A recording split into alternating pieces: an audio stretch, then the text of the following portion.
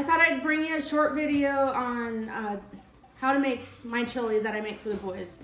They love it, and it's like the easiest thing to make. And if you put it in the crock pot, you can cook it all day on low.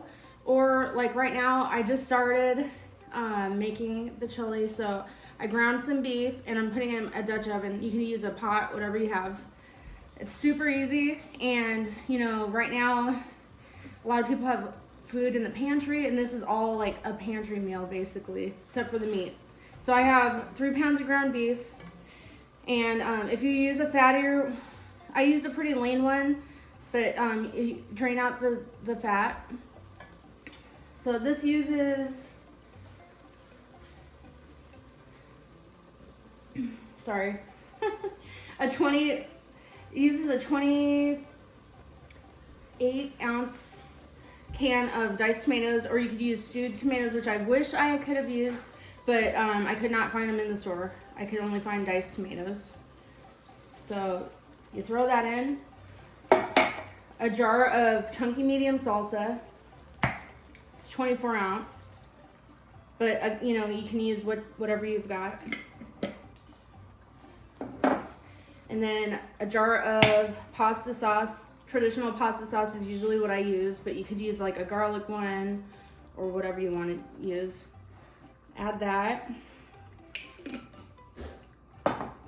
And then I have a 30-ounce can of chili beans. And you can use whatever you can find for the chili beans. So, and you can add more or you can add less. Sometimes I'll add more than that, but Joey hates beans, so I don't usually add a lot. Okay, and then I kind of just eyeball the rest. I don't think he cares. Sometimes Joey cares. Yeah.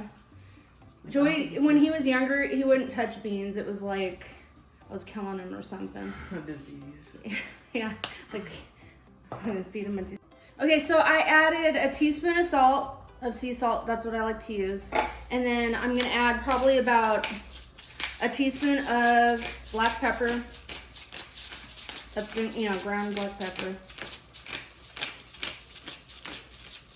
Oops. I don't know if you knew this. You could tip this without adding or taking the top off. If I can get it off. Anyways, about a teaspoon.